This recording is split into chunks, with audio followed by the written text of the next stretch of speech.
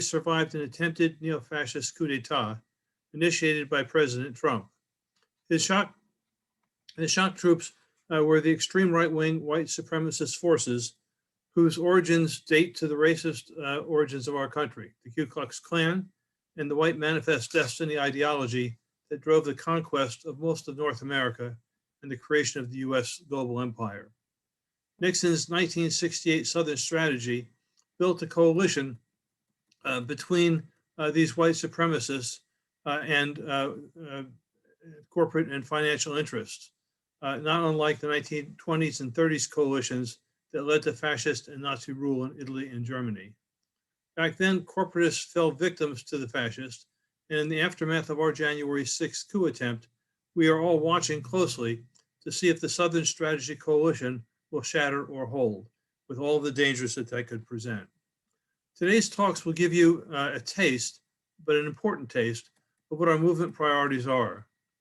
While little reported in the international media, we have hundreds, actually thousands, of deeply committed and active justice and peace organizations in the United States, community-based and nationally. Just yesterday, here in Massachusetts, we had a day-long conference with 300 activists designed to promote both siloed and intersectional campaign organizing. One of our speakers today was a speaker yesterday.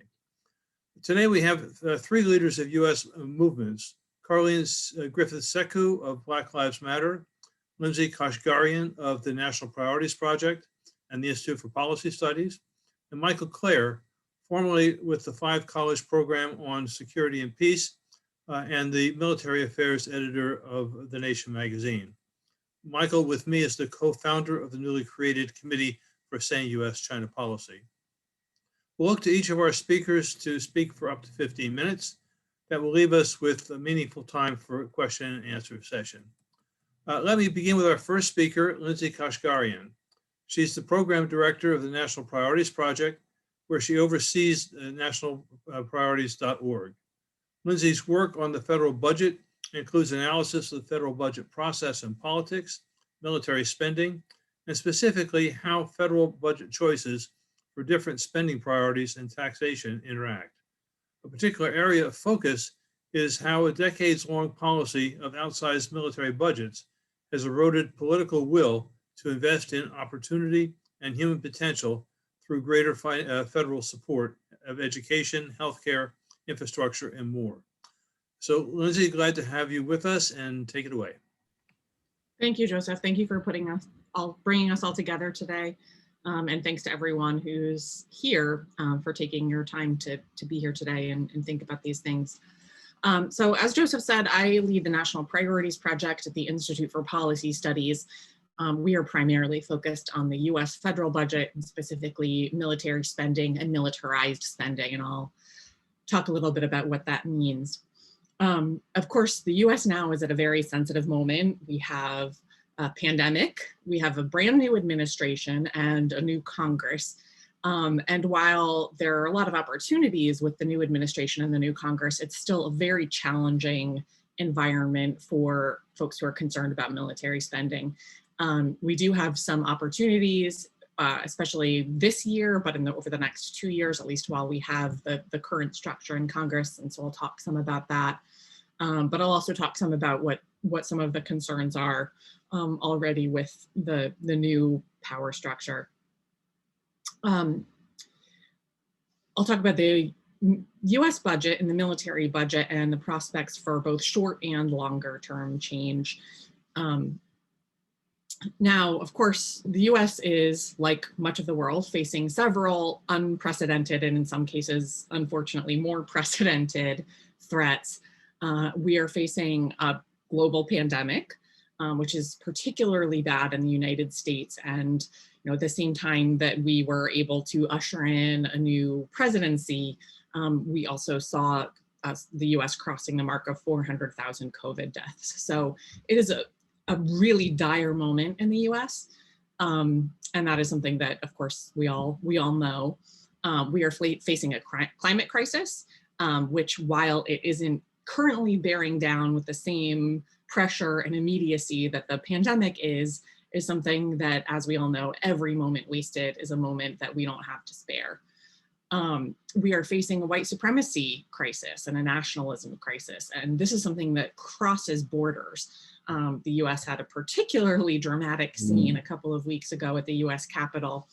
And we know that that was driven in large part by a resurgent white supremacist movement in the United States, and that we are going to need to do some deep digging to undo that damage, and as well as work globally across borders to address the problems that exist with white supremacy around the world and in other countries as well.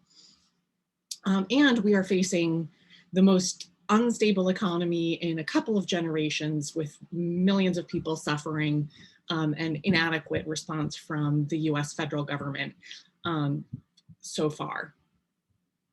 At the same time, the US is still spending more than the next 10 countries combined on our military, and our military spending is higher than at the peak of the Vietnam War or the Cold War. And over the last 4 years, we've seen significant increases in that military spending, and a continued attempts by the Trump administration to cut into domestic spending, which is part of what got us where we are today on so many of the other threats that I mentioned.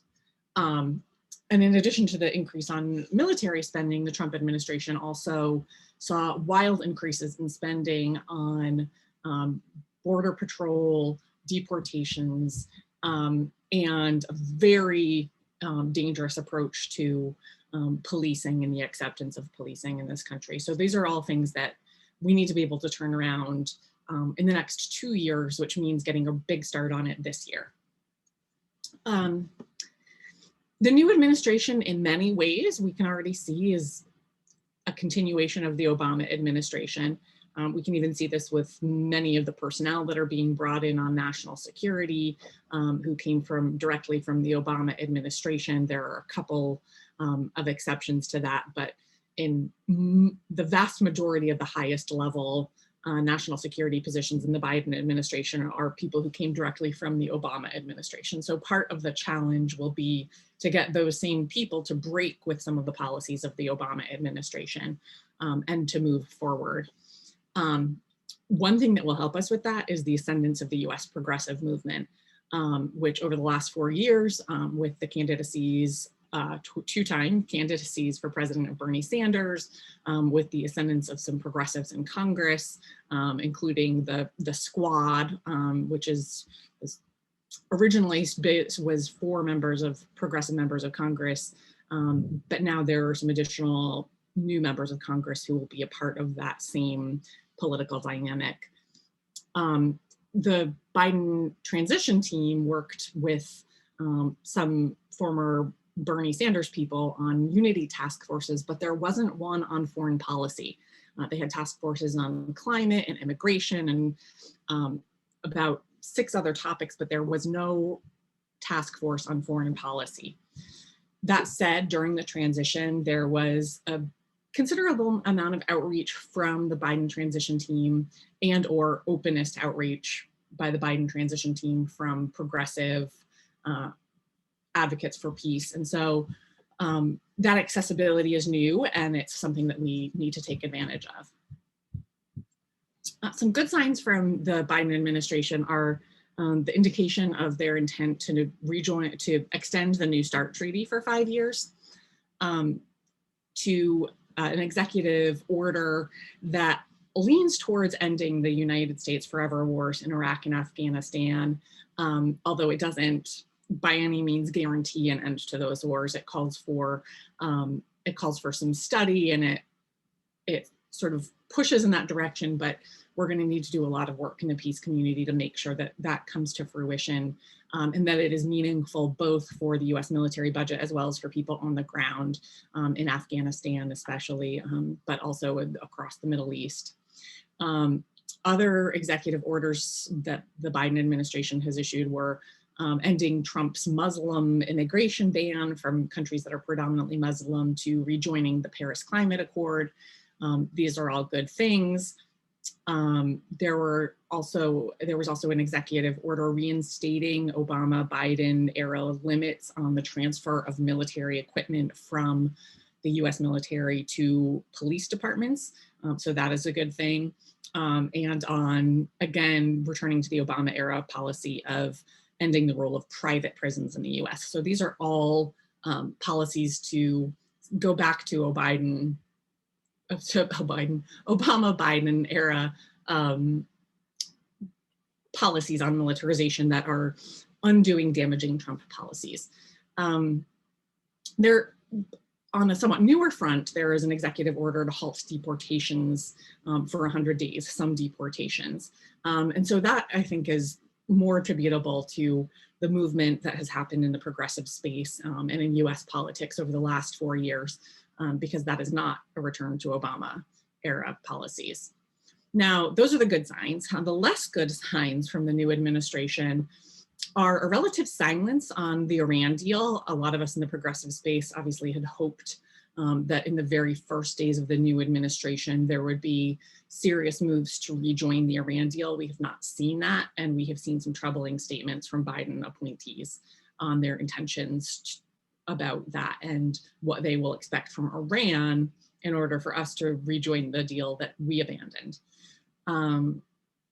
We've seen signs that the military budget is likely to be held essentially constant according to what is likely to come out of the Biden administration. Now, the way the US budget works is the president releases a budget request. That request does not do anything except sort of, it's really just it's really just a place to sort of start negotiations. It doesn't enter into law. It doesn't even warrant necessarily debate in Congress. But it's an important way to sort of set the agenda. And what we will be looking for in the very near future is to see what the Biden administration signals about their intent with military spending. We have called for a 10% cut, and we have actually called for cuts much greater than that. But the most operable sort of political call to the Biden administration has been for a 10% cut. And we will look to see whether they're able to cut anything in the request that Biden puts out.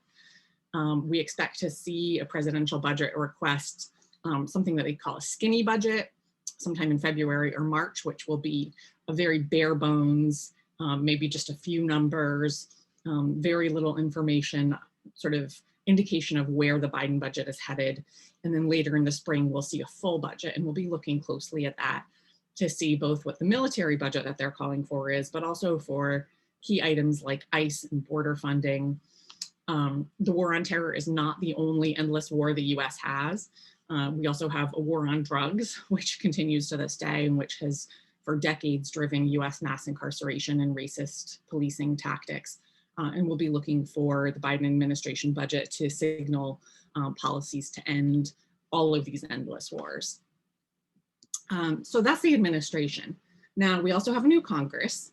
As everyone knows, the United States Senate is now 50-50 split between Democrats and Republicans, with a tie-breaking vote by the vice president.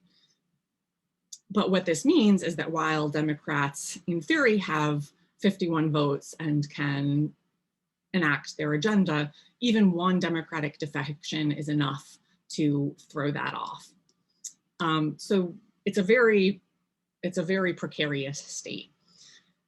We have heard from the House Armed Services Committee Chairman, Adam Smith, that he would be open to a military budget between 720 and 740 billion. Now, reminder, we're at 740 billion now. So what he's saying is he is open to a very, very modest cut. But nonetheless a cut, and we need to push for that in the very immediate term. He's said, he's indicated that he's not in favor of the 500 ship Navy that some people have called for.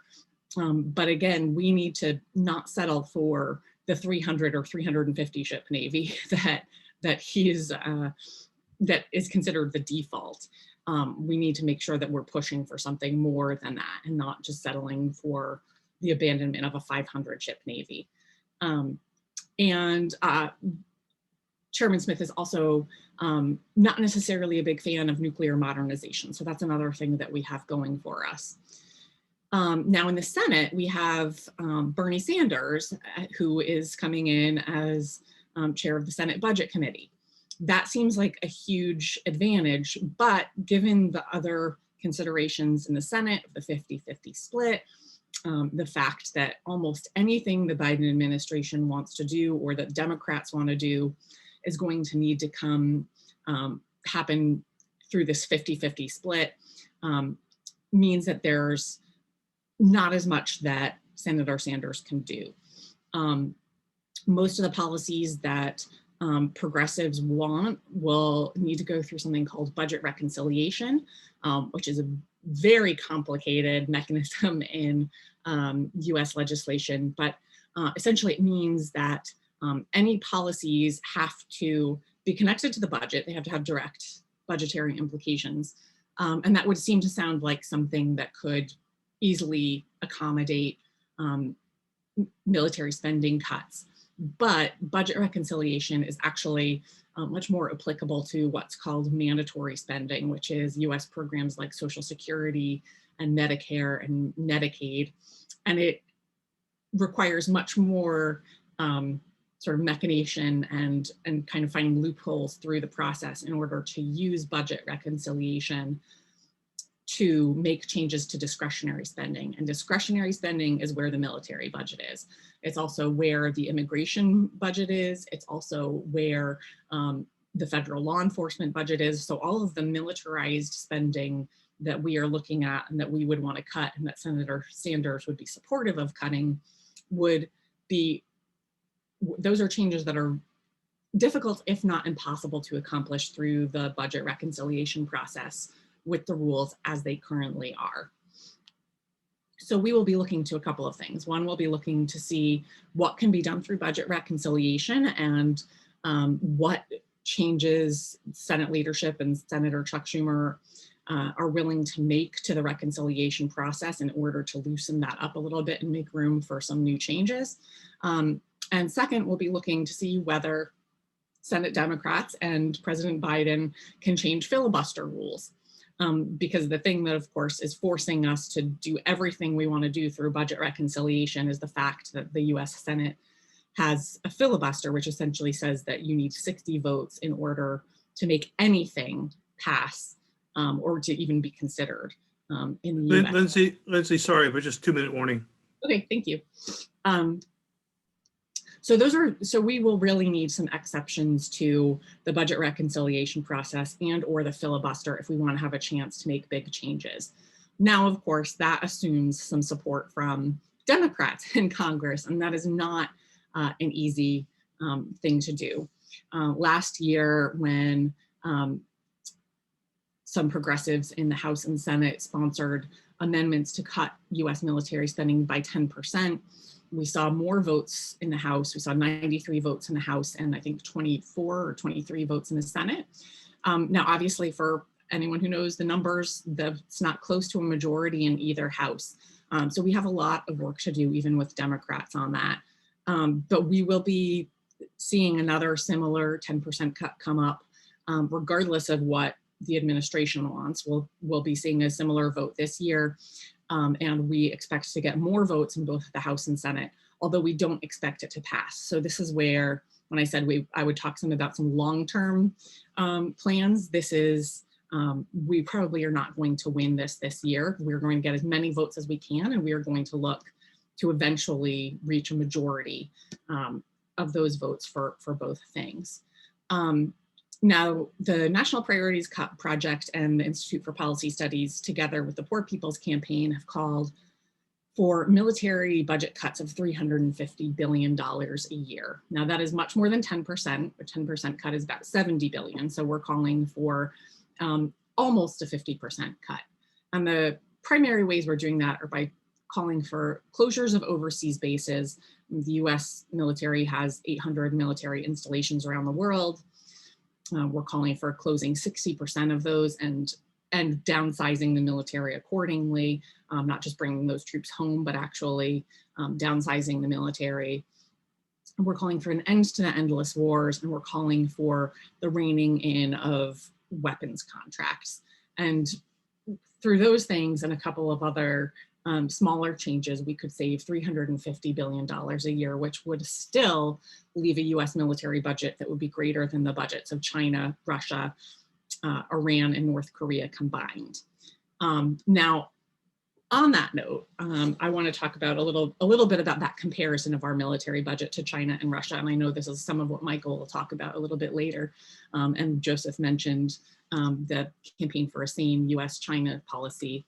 One of the biggest threats we're facing right now in US politics is the notion of great powers competition.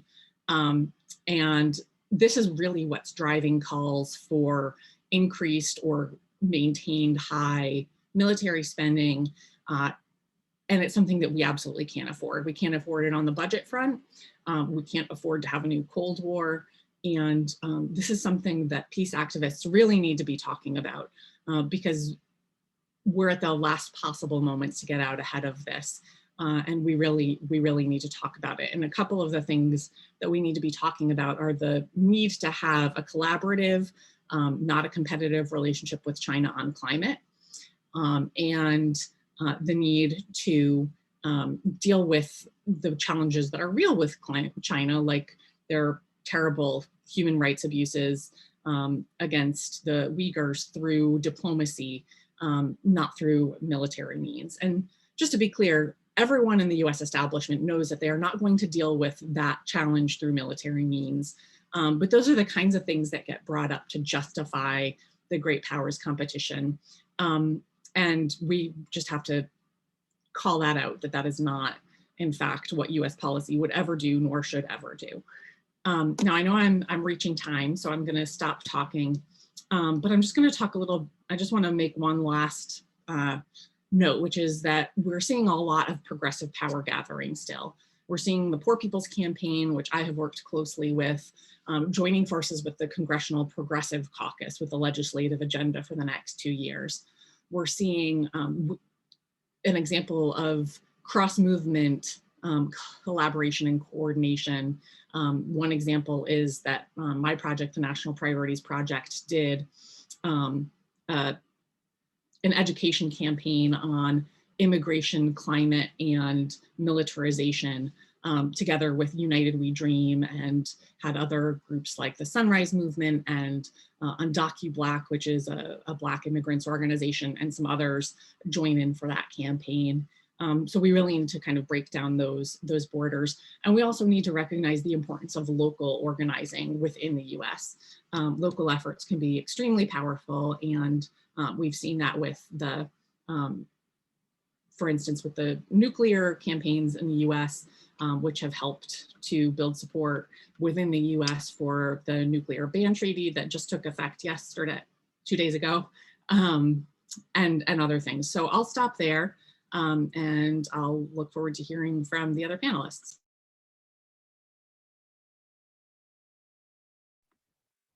Thank you, Lindsay, for that really comprehensive presentation. I mean, everything from history to analysis to talking about movement building. Very, very helpful.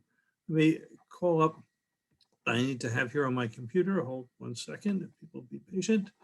And I want to now move to introduce Karlene Griffiths Sekou, if my computer will let me do what I wanted to do.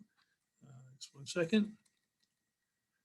So Karlene is the is an international public theologian, preacher, and speaker, as well as a community organizer and international human rights advocate. She is active in the Black Lives Movement as a core leader for the BLM Boston and a founding member of the Black Lives Matter Grassroots, where she is the director for international relationships and organizing for the Black Lives Matter Global Network. Karlene has worked closely across borders and movements alongside Indigenous, Palestinian, Dalit, immigration, anti-war, and nuclear abolition liberation struggles in the US and abroad. Karlene was a presenter at the 2017 Ambedkar International Conference in Hyderabad, India, and others. I should also indicate that Karlene is also a new board member of the Campaign for Peace, Disarmament, and Common Security. Karlene, it's up to you.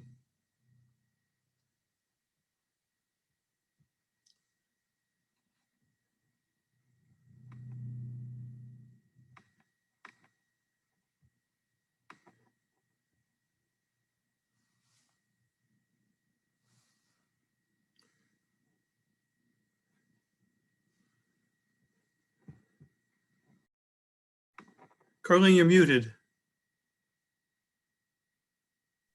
Oh, wow. I got through half of my presentation and no one heard that. Thank you, Brother Joseph. I am grateful to be here and thankful for your invitation. Warm salutations to everybody. I had begun by saying, just if you would please allow me a moment to set the stage that is most comfortable and appropriate for this brief presentation.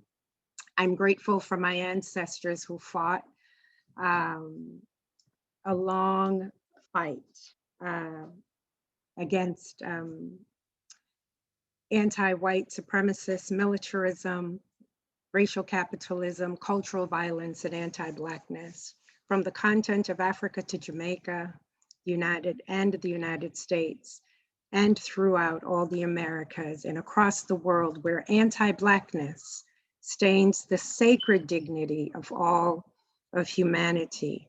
I stand on their shoulders. I am the daughter of Yuta Campbell and Alan Ford Griffiths, the granddaughter of Wilbert and Linda Campbell, and Miss Irene. I am the niece of Shirley Powell and the proud mother of Lion, Sekou. So thank you to the World Social Forum, Organizing Committee and all its representatives, organizations. Special thanks to IPB and to Brother Joseph Gerson of the CPCSD. I can say that fluidly now. I'm thankful for being included alongside you, comrades, on this panel. I say that and set that stage because of precisely the moment that we find ourselves in.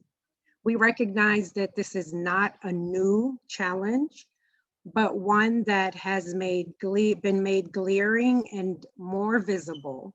The forces that Black, Indigenous, and radical liberation human rights struggles have fiercely resisted, for some of us, for centuries.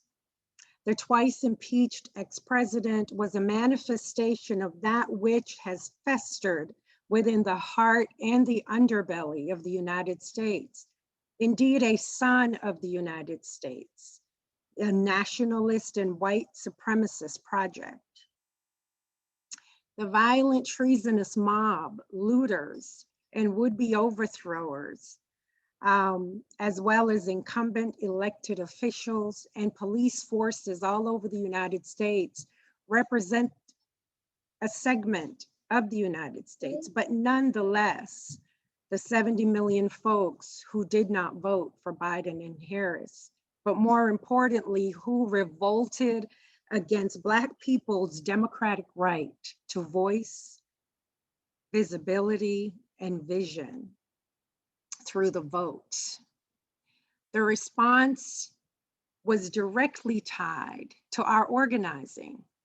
The fact that Stacey Abrams, Southerners on New Ground, largely Black women and other organizations such as Black Voters Matter, and a multiplicity of radical, multiracial, grassroots freedom movements in Georgia defeated voter suppression. And before that, we saw in the general election, we witnessed the same in Arizona, Michigan, and Pennsylvania. In other words, what Kwame Ture admonished us, movements such as these and the better forces, the aspirational and the good forces within the United States, organized, and organized. So we must pause to acknowledge this. Biden and Harris are not our saviors. We've heard that as aptly and so richly outlined for us in the previous presentation by Lindsay. Yet we must, now more than ever, hold them accountable. We must increase our vigilance and hold them accountable to our agenda. The task for our movement is to hold this administration's feet to the fire and push them. We need rapid response for families who need COVID relief and economic intervention. And that means not just the one-time payment that we've received, the second payment in the past administration, but now moving forward, recurrent financial support to set up easy access points within our COVID, within our communities for COVID response. We do call in this administration to cancel all student debt. We believe that the debt burden, especially for Black and Brown people, is an unjust burden, and we need not just a freeze on loan payments, but cancellation. We will continue to push for amnesty for protesters that have been criminalized and jailed during the past administration for peaceful protesting, targets of police, and targets during the Trump reign and continued reversal of those policies. We advocate for the release of those political prisoners and others, and movement away from the prison industrial complex, which is a system of racial capitalism, using Black bodies as commodity, excuse me, and the prison industrial complex as a big corporate scheme that replaces, in part, the free extractive labor of the incarcerated. Global policing and militarization is absolutely necessary in order to addressing global policing and militarization is absolutely necessary in order to address the racial disparities and terror around the globe. Militarism, capitalism, racism, and I would add patriarchy remain root evils against which to struggle. Our strategy for defunding the police and enabling communities to form safety and care and self-care, which many of our communities have instituted, is of prime concern and priority to us. Our communities have instituted mutual aid and community care throughout this pandemic and have established systems of accountability that intervene when there are nonviolent threats to our communities, with workers skilled in mental health and de-escalation and as interventions. Our movement knows that we keep us safe best when given resources to equip and, excuse me, to equip our communities and provide capacity for self-sovereignty. Our communities can engage in a community budgeting process with allocated resources where needed. Our communities can be strengthened to intervene where police are often called to our detriment and not to our help. Thus, cutting police and military spending can divert these billions of dollars back into our communities. Militarism continues to advance imperialism, neocolonialism, and the neoliberal agenda that exploits resources and the labor of Black and Brown and poor countries. More, the US interventionist and democratically elected leadership of other countries such as Venezuela and Chile continues. And its continued fraternization with Israel and the genocidal policies it brings to bear upon Palestinians. These are all within our gaze. I'd like to take some time to discuss, and I dropped within the chat the Breathe Act, which within the first 100 days, we are calling upon the Biden-Harris administration to pass the Breathe Act.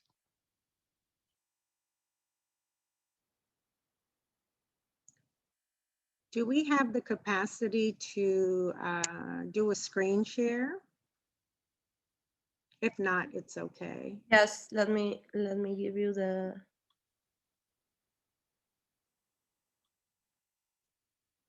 You should have permission now.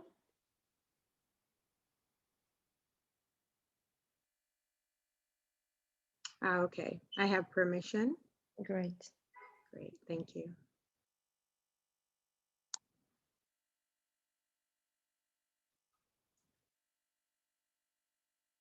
Beautiful. Can everyone see that? Yes.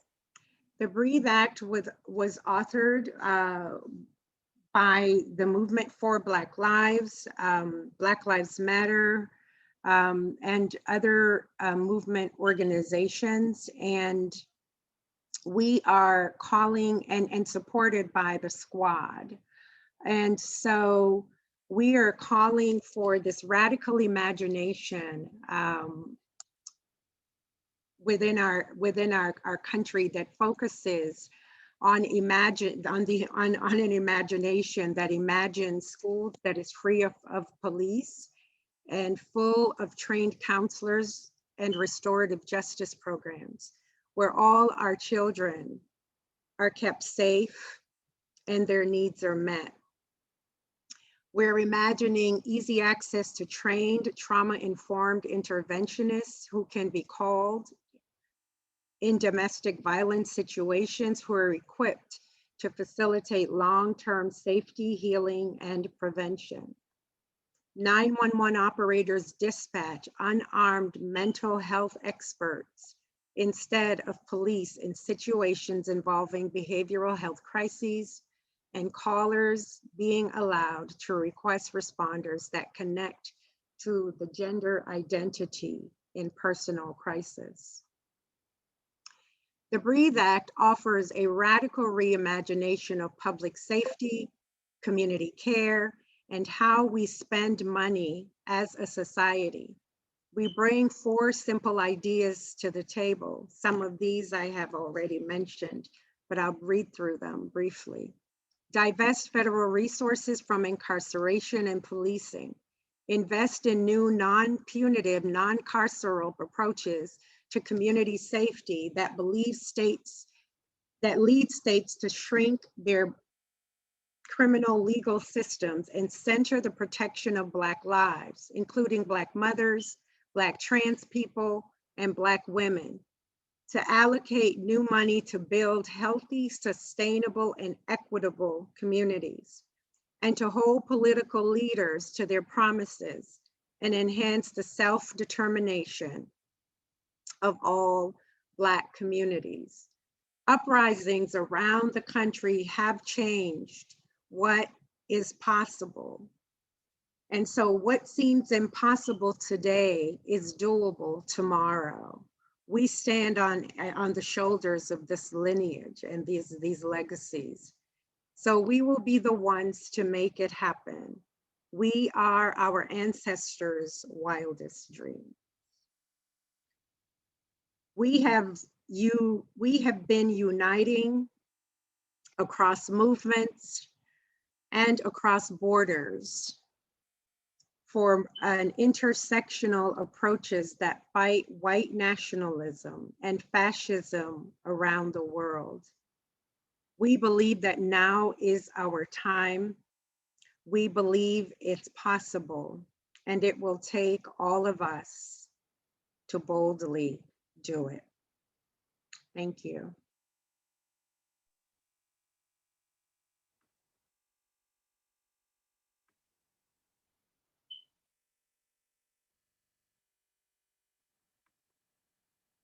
Brother Joseph. Yeah, I've still got the screen. I've got Karlene's screen up here. Let me get in here. Give me half a second. I have to get to my, I need Karlene's screen to be off so I can access. There we go. Okay, so now it's my, thank you very much, Karlene. One of the things I've most appreciated and respected about the Black Lives Matter movement is one, its obvious roots in history. It's recognition that what we're dealing with now has a long, long history. Forces are still alive, and they can and have to be overcome.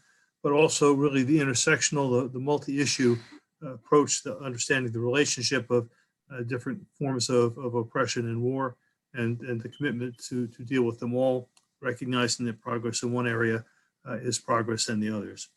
It is now my pleasure to introduce Michael Klare.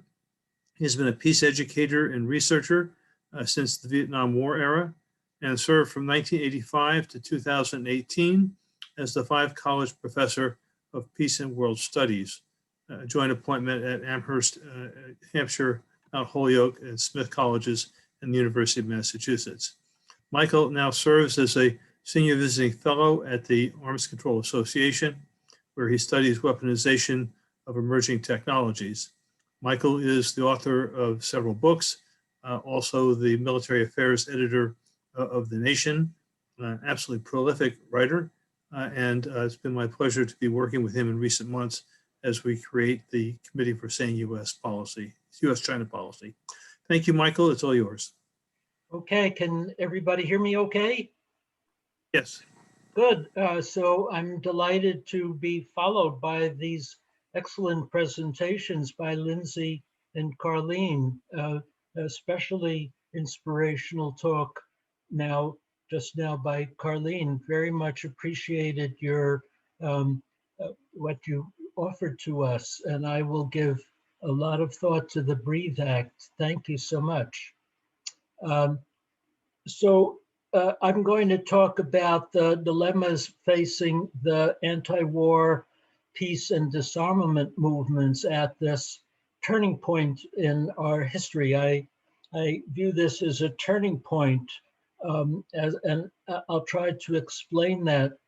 For the past decade, we've been largely focused on what people call the forever wars, the counterterrorism wars, the counterinsurgency wars in Iraq, in Afghanistan, in Syria, in Yemen, and Somalia, and other places in Africa. There have been protests against these wars, lobbying, lots of activity to try to end those conflicts. That's been kind of the primary activity. Also, efforts to avert a war between the US and Iran, which has been very serious. These wars are not over, and US troops remain in Afghanistan and in Syria and Iraq, and small numbers throughout Africa and the Middle East, many of them special operations forces. So these conflicts have not gone away, and we must remain vigilant and try to diminish US involvement in those wars. In particular, we have to be vigilant about the risk of a war with Iran, which could happen like that. There is a US nuclear-powered submarine in the Persian Gulf equipped with Tomahawk land attack cruise missiles, and the USS Nimitz aircraft carrier remains in the area. And at the slightest sign of some kind of act by Iran to attack US forces or US allies, we could be at war with Iran in minutes at this time. So we must remain vigilant against the possibility of a war with Iran.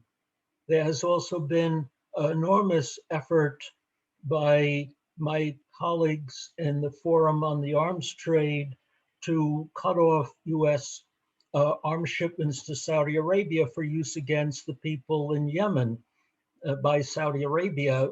That has been completely indiscriminate with many civilians killed. And I hope now in the Biden administration, we can finally see some success in those efforts. So this activity needs to continue. But the US military has largely moved on from the forever wars. They want to leave that time behind. as fast as possible. And I should explain for our listeners that the US military, it's a big organization and it has within it divisions. There is the US Special Operations Command, SOCOM. Well, they're happy to stay in Africa and places like that and to conduct their kind of covert operations. But the bulk of the military, and especially the Air Force and the Navy, want to get out of that area as fast as possible. And they see the wars in the Middle East as having been a net loss for the United States, a strategic debacle. And what they see as important for them, what's important is not low intensity conflicts in the Middle East, but preparing for what they call high end or high intensity conflicts with Russia and China. And they have been preparing for this possibility ever since 2018, when then Secretary of Defense Jim Mattis announced a new strategy called the National Defense Strategy, the NDS, which says that the greatest threat to US security is posed by great power competitors, namely China and Russia. At that time in 2018, those two countries were seen as more or less equal threats, but as things have evolved, I'll say a few words about this. China is now viewed as number one above all else. And the US military perceives the possibility of a war with Russia or China occurring at any moment. Now, could happen tomorrow. That's the way they are preparing, constantly training and conducting exercises as if a war with those countries could occur at any moment. And let me tell you, and if people from Europe or Asia are listening, you should pay attention to this. The basic premises of the National Defense Strategy are this. First, our future wars are most likely to be with great power competitors, Russia and China. Number two, these will be what they call a high-end fight, not low-intensity conflict. Don't think Iraq, Afghanistan, Syria. We're talking about masses of tanks, thousands of airplanes, hundreds of warships, all at war simultaneously with nuclear weapons on high alert.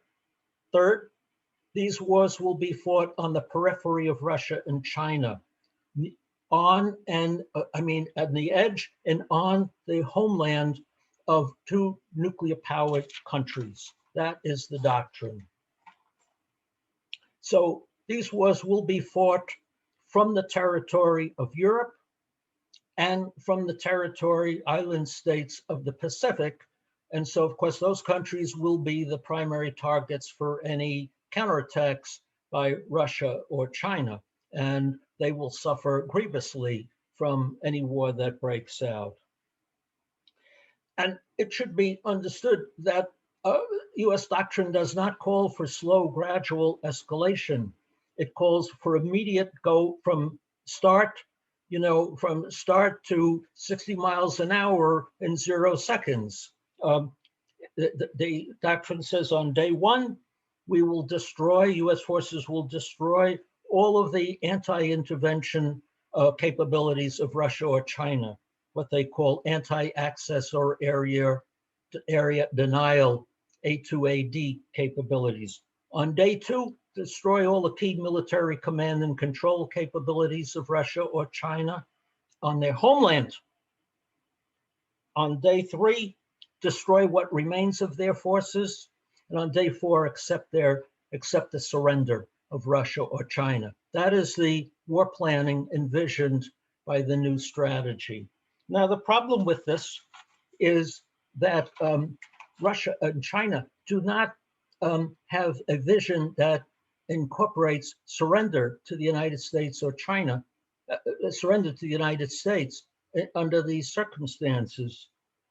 What we know from Russian doctrine, some of which is public, they say in the event of an existential threat to Russia by enemy forces, we will use nuclear weapons in our defense, plain and simple. China doesn't have a comparable public statement that we know of. But I can't imagine that it's any different from Russian doctrine, which means that once the US applies this doctrine in practice in a war with Russia or China, which could begin tomorrow, we are talking about a very high likelihood of a nuclear war occurring very rapidly. This is the situation we're in. And so we are closer to a nuclear war today than at any point we've been since the peak of the Cold War. I'm talking like 1962, the Cuban Missile Crisis. That is the kind of situation we're moving to. And it could blow up at any time. Now, what's important about this that also we need to know is how much opposition is this in Congress, in the US Congress, among liberal Democrats to this posture? Guess, how much? Zero. Zero. There is no opposition whatsoever to this posture. If anything, the Democrats want more of it. They want to spend more money on anti-Chinese forces in future defense budgets. They favored a Pacific Defense Initiative to pour more money into the defense budget that was already there. So we have a problem. And let me read something to you. There was a lot of excitement in Washington this week when General Lloyd Austin was named the new Secretary of Defense. And I'm thrilled. First African-American man to head the Secretary of Defense. And he said he's going to address white supremacism in the ranks of the military. I think that's fabulous. But here's what he had to say, asked about what he thinks is the military posture of the US military. This was in his hearing before the Senate Armed Services Committee. You could see this at our website, Sane US-China Policy. China's military, I'll start here. The Biden administration will view China as our most serious global competitor, and from a defense perspective, the pacing threat in most areas. If confirmed, I will further focus the department on China and work to identify and prioritize those programs most critical to maintaining a favorable maritime balance in the Indo-Pacific region. This will include investing to maintain our technological advantages and developing new concepts and capabilities to counter China across the spectrum of conflict. So this is the Biden choice for Secretary of Defense. That is his highest priority, to prepare for a high intensity war with China. And not a single person rose up to say, maybe that's a bad idea. So what I want to conclude from this is that we have a serious political problem in this country, that there is no support in Congress for opposition to this. And therefore, we have to educate people about this exceedingly dangerous military doctrine that's been adopted by the Biden administration, inherited from the Trump administration. They say that we like what Trump did, that Trump was right, that we should pursue this and go further. So we have a lot of educational work. And I admire everything that Lindsay said about national priorities and cutting the defense budget. There's not a chance in hell of cutting a penny from the defense budget if this doctrine continues to have the support of the Democrats. So we have to work to take an anti-Cold War stance with China as our #1 priority. Everything else comes after that. If we don't take that stance, we will not be able to succeed on anything. We must therefore make opposing a new Cold War with China the cutting edge of peace movement work in the United States. And it's on this basis that Joseph Gerson and I have founded something called a Committee for a Sane US-China Policy, which seeks to avert militaristic policies on both sides. And we encourage people to go to our website, sign our statement, at saneuschinapolicy.org, and to join in other ways. And we do seek to work with other like-minded organizations, the Quincy Institute for Responsible Statecraft, Win Without War, and other groups that are coming to realize the centrality of opposing this Cold Warism that's taken over in Washington. And I'll stop there.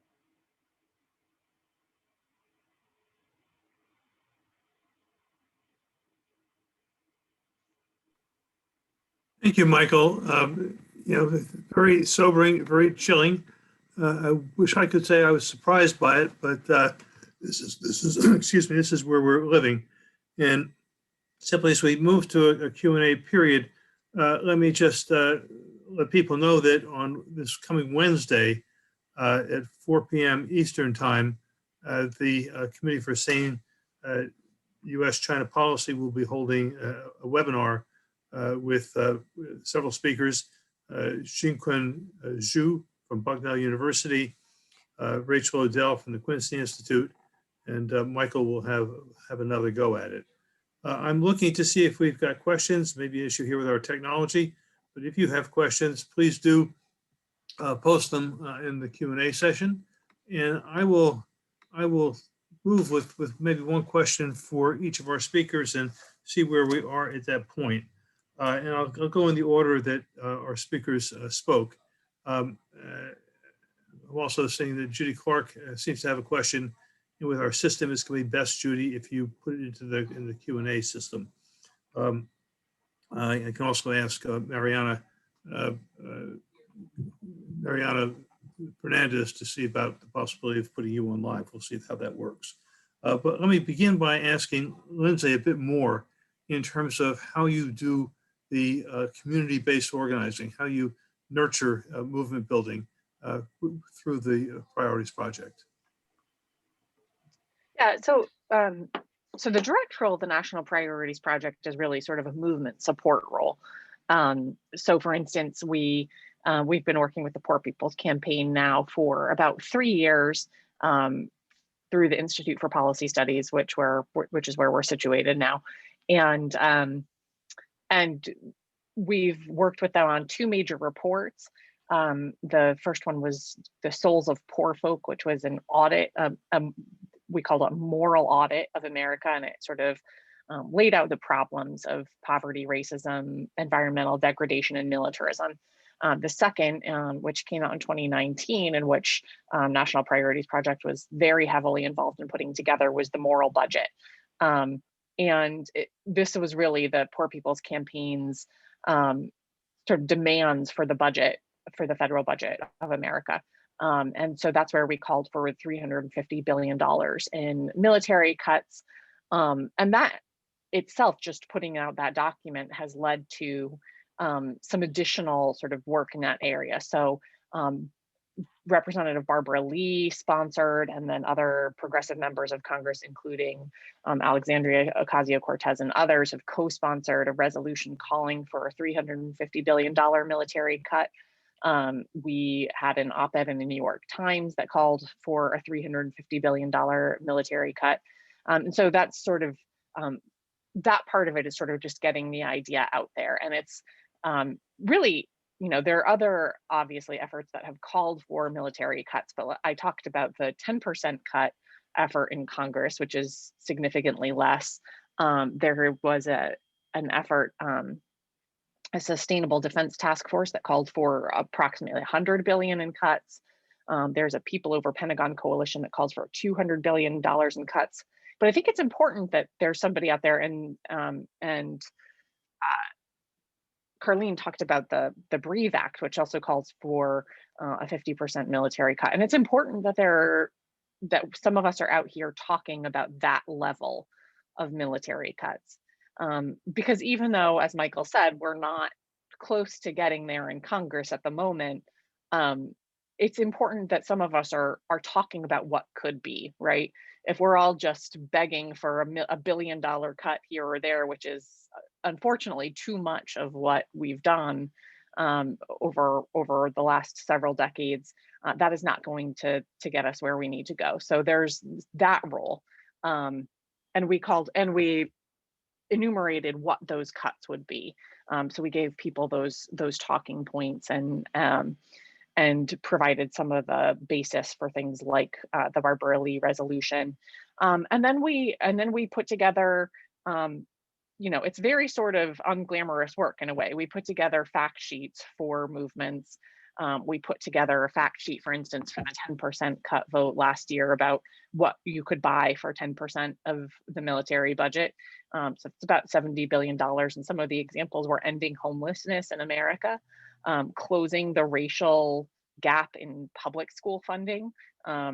Majority Black schools in America are underfunded by about $25 billion a year compared to majority white schools.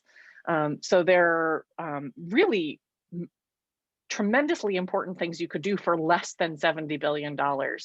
And part of our job is to make those points and help people make the case. And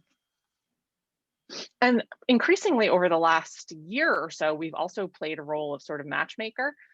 So for instance, we started talking to United We Dream, and we started talking to Sunrise Movement, and we've been talking to lots of different groups about the intersections of issues. So, and the budget is a terrific place to make those connections, right? Because every dollar we spend on border patrol or deportations or prisons or policing is a dollar we don't spend on building up our communities. So this is something that all of the movements have in common.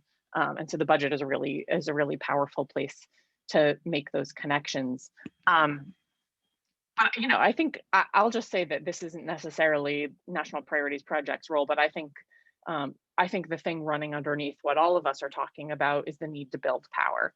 And I think that, we know we need to convince people of our case, but I think the most convincing thing that we need to remember is the most convincing thing is to have a lot of people with us. And that is where some of our movement partners are really doing the heavy lifting, like the Poor People's Campaign or the Movement for Black Lives or those other places. And we're really just playing a supporting role. Thank you, Lindsay.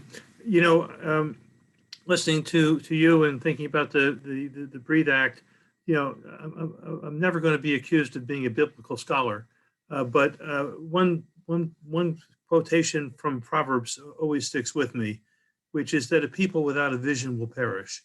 And I think the work that you've been doing has been part of creating the vision, envisioning what's possible, that makes it possible in turn for us to build movement and to strive toward the end of oppressions and really much more secure and happy lives.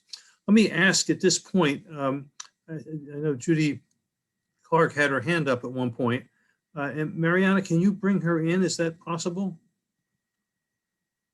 Yes, just let me give her permission to talk. I just sent the question. It wasn't a question really, although there's a question involved about the International Day of Action on Yemen tomorrow. And I was wondering if any of you could answer, how realistic is it to stop the weapons from going to Saudi Arabia and then going to Yemen? I mean, how realistic is that as a goal? So discouraging, a lot of this. Lindsay or Michael, do you want to answer that? Oh, I think that's a very realistic goal because the Congress under Trump voted several times to deny funds for arms to Saudi Arabia that would be used in Yemen, and that was vetoed by Trump. Right.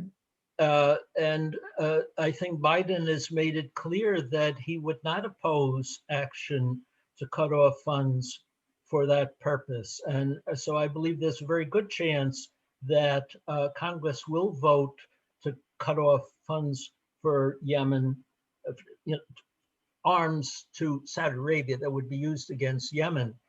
And I have to say, this is a case where activists from around the country, human rights groups, and others have been very successful in lobbying Congress to get bipartisan support for action on an important war-related issue. I'm very impressed with the work of the Forum on the Arms Trade and its constituent organizations that succeeded in doing this through op-eds and protests and lobbying and mobilizing people.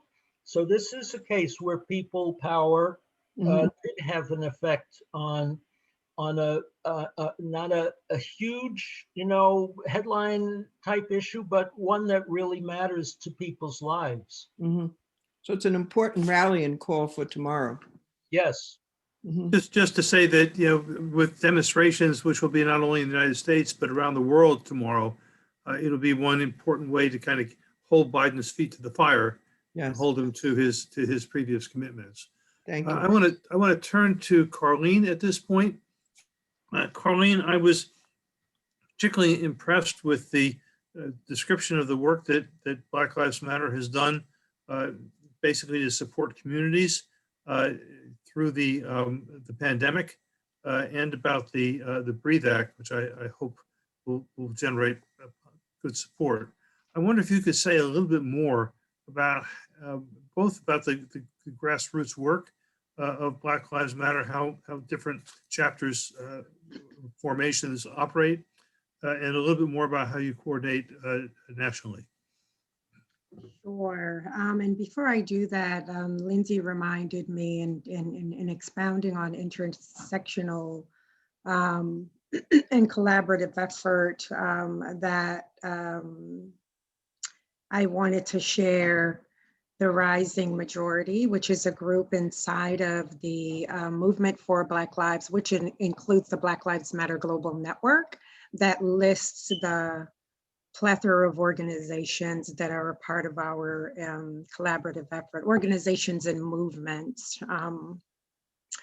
So your question is regarding how we do what we do. So since its inception beginning in 2014, and most chapters congealing around the country in 2015, Black Lives Matter is, excuse me, has been a network of independent chapters that organize locally around their own communities' priorities. The founding chapters is in LA. Boston is one of the original chapters as well that galvanized mostly after Michael Brown, but began back in 2013 when Trayvon Martin, the verdict, when Trayvon Martin, Martin's killer was acquitted.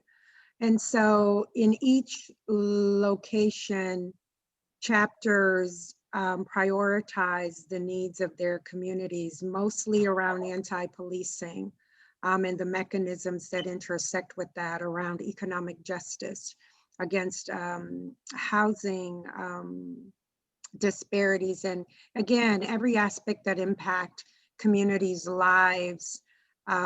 We also understand the interlocking nature of policing with the prison industrial complex, the mass incarceration of Black and Brown and poor and immigrant people, tying that to immigration issues that are also issues that impact our Black communities, not just Black immigrants, but also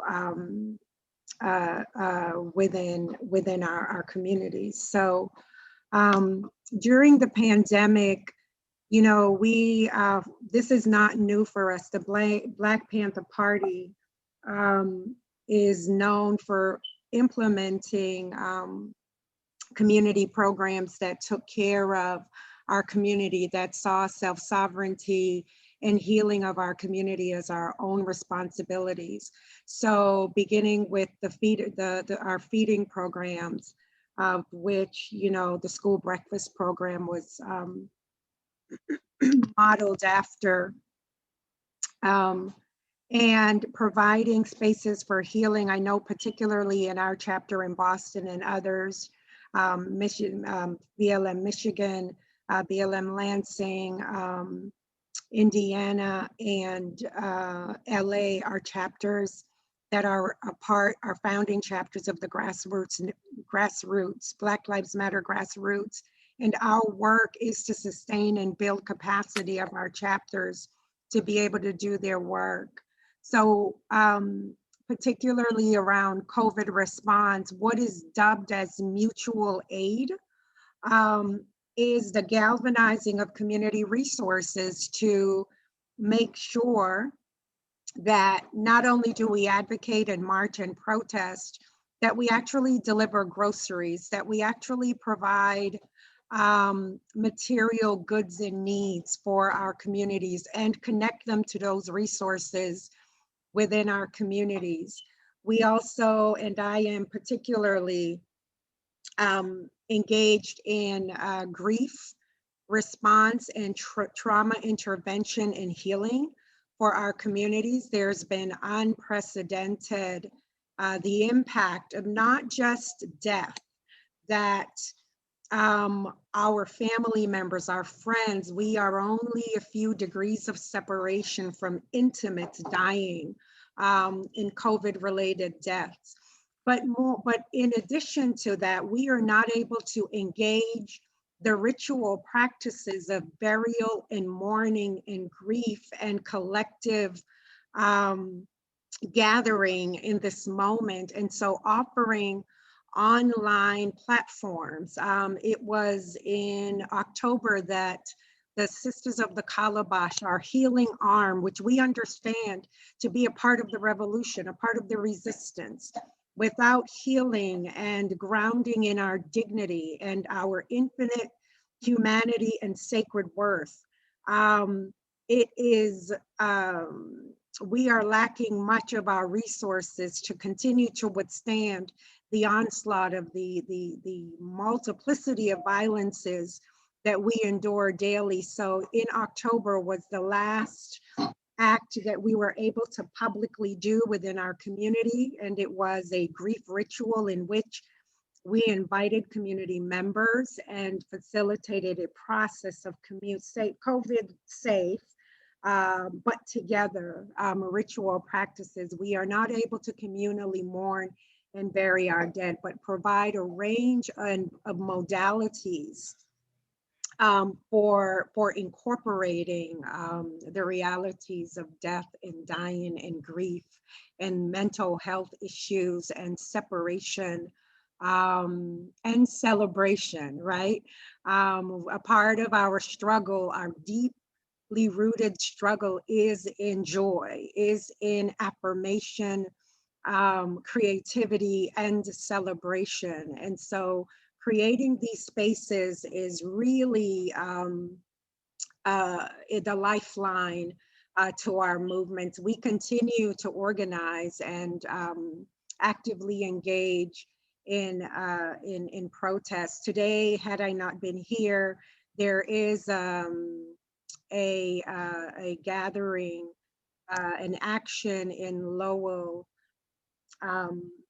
Massachusetts that we have partnered with For the People around the African-American man that mysteriously just disappeared into the river, into the locally. And so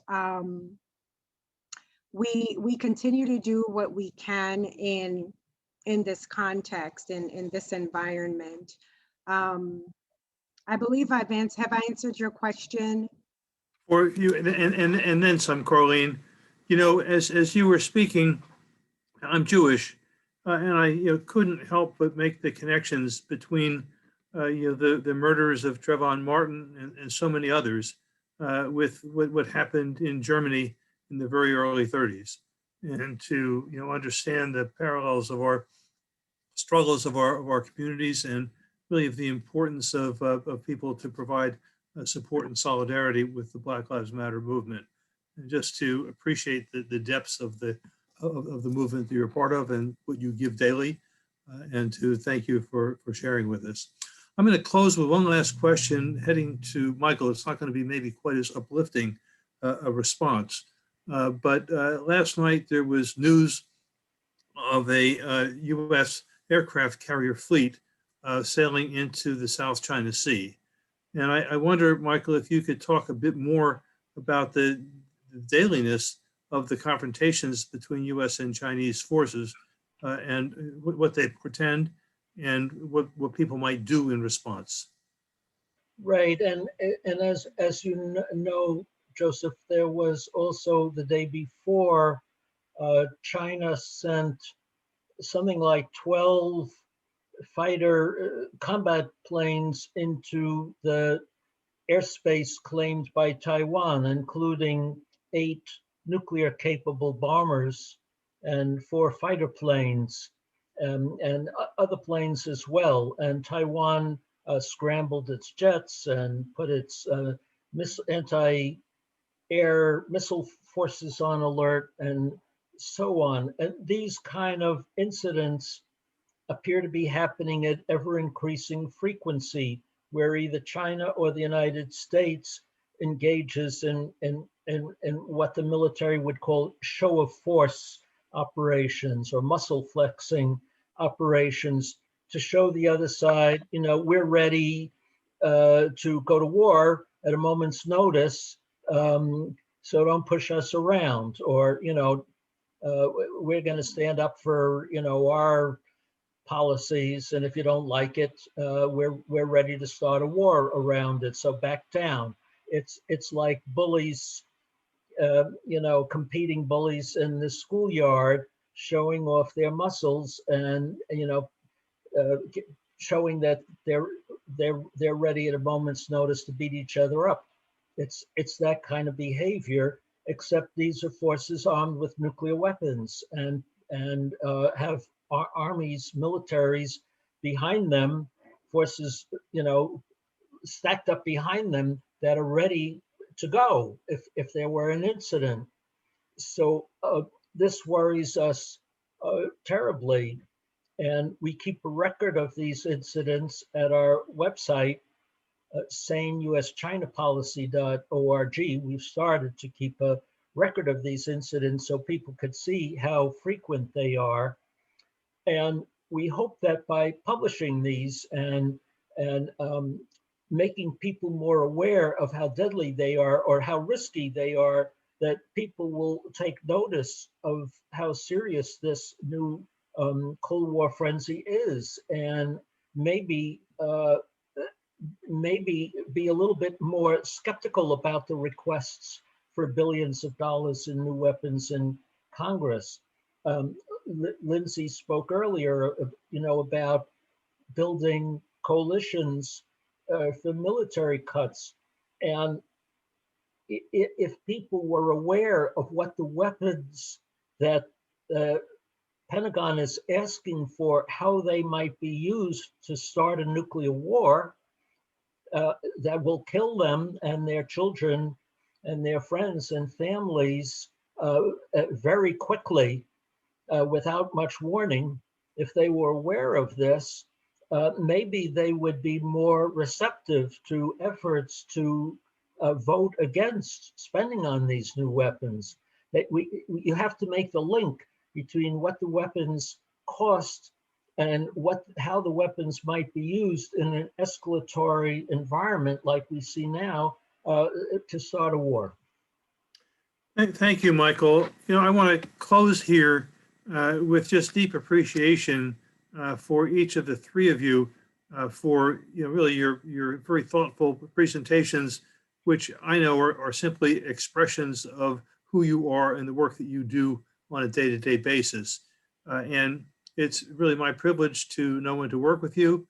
I also want to appreciate Mariana Fernandez, without whom we could not have created this webinar. And I guess the last word here is to say that we've had absolutely great resources here, and people can go to the various websites to learn more.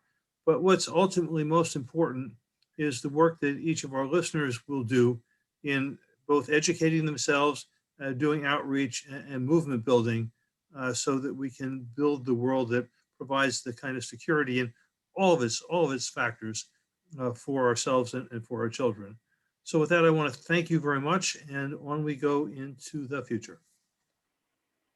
Thank you, Much. Joseph. Thank you. Thank you very much. Thank you, Maria. It's good to meet you both. Okay. Thank you. Thanks to each of Terrific you. to meet you. Good Very job, good. everyone. Good job, everybody.